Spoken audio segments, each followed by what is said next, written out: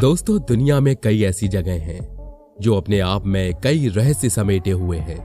उन्हीं जगहों में से एक है मिस्र और वहां के पिरामिड। मिस्र की सबसे रहस्यमयी कलाकृति है the great pyramid of Giza, जो दुनिया के 7 अजूबों में से एक है। वैसे तो यहाँ के पिरामिडों का इतिहास 4000 साल पुराना बताया जाता है, लेकिन आज भी इन पिरामिडों से जुड़े कई रहस्य हैं जिनके बारे में सही जानकारी किसी को भी नहीं है। इस पिरामिड के बारे में हर कोई जानना चाहता है, लेकिन आज तक इस पिरामिड के पीछे कई ऐसे राज हैं जो वैज्ञानिक भी सुलझा नहीं पाए हैं। ऐसे में इस पिरामिड से जुड़ी हमेशा ही कोई ना कोई रहस्य उजागर होती रहती है। लेकिन आज हम हमारे इस वीडियो में आपको उन रहस्यों के बारे में बताएंगे जिनसे आप अब तक अनजान हैं, और इन रहस्य को जानने के बाद यकीनन आपको भी ऐसा लगेगा कि क्या ये पिरामिड इंसानों ने ही बनाया था, या फिर ये कोई चमत्कार है, या फिर एक ऐसा रहस्य जिसे सुलझने में सालों लग जाएंगे, या फिर ये राज एक राज ही रह जाएगा। तो आज की हमारी इस वीडियो में हम आपको ऐसी ही इंटरेस्टिंग बातें बताएंगे, तो बने रहिए वीडियो के अंत तक। दोस्तों, बताया जाता है कि गीजा का महान पिरामिड 2560 ईसा पूर्व में बनवाया गया था। इसे कुफू पिरामिड के नाम से भी जाना जाता है। इस पिरामिड को प्राचीन मिस्र के राजा कुफू के शव के संरक्षण के लिए बनाया गया था। गीजा के ग्रेट पिरामिड्स की ऊंचाई करीब 450 फीट है।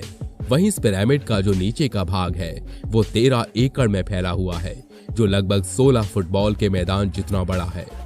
इस पिरामिड को बनाने में 23 लाख पत्थर ब्लॉक्स का इस्तेमाल किया गया है, जिनका वजन करीब 5 अरब 21 करोड़ किलोग्राम है।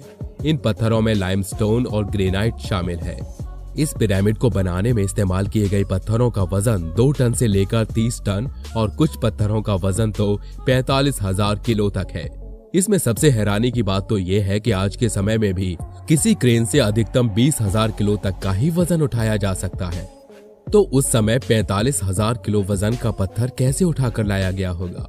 गीजा के ग्रेट पिरामिड में कुल कितने तहखाने हैं, इसके बारे में तो कोई नहीं जानता, लेकिन अभी तक के शोध के मुताबिक इसमें 3 तहखाने हैं: आधार तहखाना, राजा का तहखाना और रानी का तहखाना। लेकिन हैरान करने वाली बात यह है कि राजा के तहखाने में न तो राजा की मम्मी मिली और न ही रानी के तहखाने में रानी की मम्मी, जबकि इस पिरामिड को राजा और रानी के शव के संरक्षण के लिए ही बनाया गया था। इन पिरामिडों को ऐसी जगह पर बनाया गया है कि इन्हें इजराइल के पहाड़ों से भी देखा जा सकता है। ऐसा कहा जाता है कि मिस्र के ये पिरामिड चांद से भी दिखाई देते हैं। गीजा के पिरामिड को इस तरह बनाया गया है कि इसके अंदर का तापमान हमेशा नियंत्रित रहता है। पिरामिड के बाहर का तापमान चाहे कितना भी हो, लेकिन इसके अंदर का तापमान हमेशा 20 डिग्री सेल्सियस ही रहता है। इसके अलावा यह पिरामिड किसी भी तरह के भूकंप को झेल सकता है। द ग्रेट स्फिंक्स पूरे मिस्र की सबसे आश्चर्यजनक मूर्ति है, जिसके बारे में आज तक कोई नहीं जान पाया कि ये किसके लिए बनाया गया था। 73 मीटर लंबी और 20 मीटर ऊंची इस मूर्ति की सबसे खास बात यह है कि इसे एक ही पत्थर को काट कर बनाया गया है। ये दुनिया की सबसे बड़ी एकल पत्थर की मूर्ति है, जिसे 4000 साल पहले बनाया गया था। हर कोई जानता है कि प्राचीन मिस्र की भूमि पर वैज्ञानिकों द्वारा कितनी दिलचस्प, कभी कभी आश्चर्यजनक वैज्ञानिक खोजें की गईं। उसकी कब्रों और मंदिरों ने बहुत सी चमत्कारी खोजें दी हैं, लेकिन मिस्र का सबसे बड़ा चमत्कार, जिसने प्राचीन काल में भी लोगों को चकित किया, वो था पिरामिड। ये अद्भुत कृत्रिम पहाड़ प्राचीन मिस्र के राजाओं की कब्रें, नील नदी के पीले पानी पर नौकायन करने वाले यात्रियों को हमेशा तेज धारा से मारा जाता था। जहां नील घाटी इसके हरे भरे खेतों और खजूर के पेड़ों के साथ मृत लीबिया के कब्रिस्तान की गर्म रेत से बदल जाती है। वे रेगिस्तान की रेत से बाहर निकलते प्रतीत होते हैं। विशाल राजसी अपने असाधारण आकार और रूपरेखा की गंभीरता के साथ एक व्यक्ति को अभिभूत करते हैं। पिरामिड के तल पर खड़े होकर ये कल्पना करना मुश्किल है कि ये विशाल पत्थर के पहाड़ मानव हाथों द्वारा बनाए गए थे, और फिर भी ये वास्तव में अलग अलग शिलाखंडों से बने थे। जैसा कि हमारे समय में बच्चे क्यूब से पिरामिड बनाते थे। फिरौन के अधीन हजारों दास और मिस्रवासी कठिन और बेकार काम में व्यस्त थे। एक विशाल पत्थर के पहाड़ का निर्माण जो मिस्र के राजा के मृत शरीर को अपनी आंतों में छिपाना था। एक शाश्वत मकबरा बनाकर फिरौन ने अपनी अमर आत्मा के लिए एक शाश्वत निवास स्थान प्रदान किया। फिरौन जोसर मिस्र के पहले राजा थे जिन्होंने अपनी कब्र पर पिरामिड बनाया था। मिस्र के इस सबसे प्राचीन पिरामिड में 6 विशाल सीढ़ियां हैं। मिस्र में पहले पिरामिड के निर्माण से पहले कब्रों को पत्थर से बने एक विशाल आयताकार जमीन के ऊपर के हिस्से के साथ बनाया गया था। रूप में वे अरब बेंच मस्तबात से मिलते जुलते हैं और इस नाम के तहत उन्होंने विज्ञान में प्रवेश किया। जोसर का पिरामिड अनिवार्य रूप से 6 ऐसे मस्तबा थे जो एक के ऊपर एक ढेर हो गए थे, ऊपर की ओर घट रहे थे।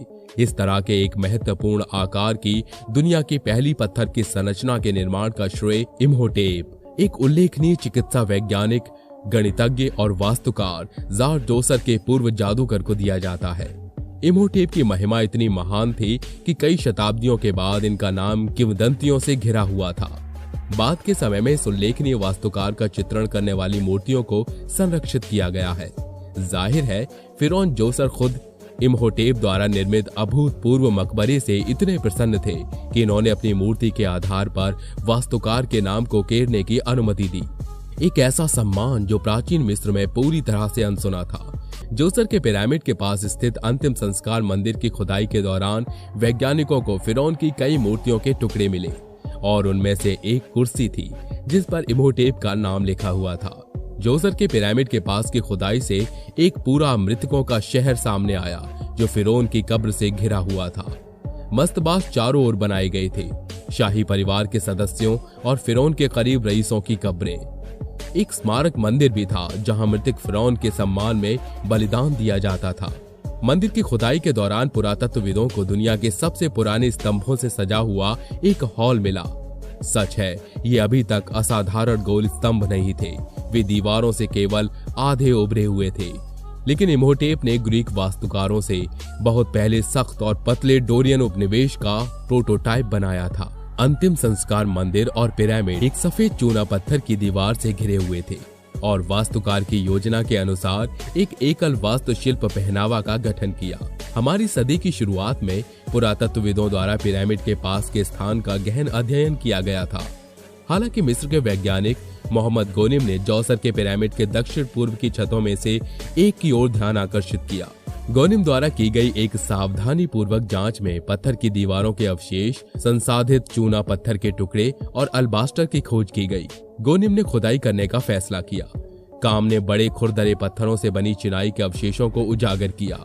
ये एक विशाल बाड़ की नींव थी, वहीं जो कभी जोसर के पिरामिड को घेरती थी।